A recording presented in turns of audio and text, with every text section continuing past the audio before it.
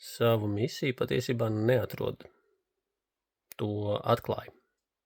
Es, man liekas, pat vēl pagājuši gadu saviem klientiem teicu, vispirms atrodi savu dzīves mērķi, tad dari, jo tad tev būs bezgalīga motivācija, celsies bez modinātāja un vispār visu dzīvi būs piena upes un ķīseļa krasti.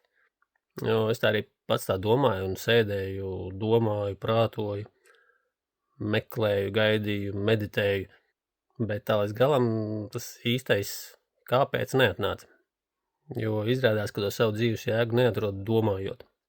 Viņu atklāja caur darbību. Tu nezini, ko tu gribi, pirms tu esi kaut ko vispār pamēģinājis. Man tas visvairāk izkristalizējās runājot ar topošajiem kursu veidotājiem, jo tu galvā vari izplānot miljonus lietas, kuras tev varētu patikt darīt. Bet reāli sapratīsi, kas tev patīk tikai tad, kad tu tiešām būsi pamēģinājis. Īsāk sakot, dari, eksperimentē, nesanāc, met ārā, sāc no jauna, ņem jaunu ideju, sintezē idejas, liec viņas kopā, dari un atbildi atnāks.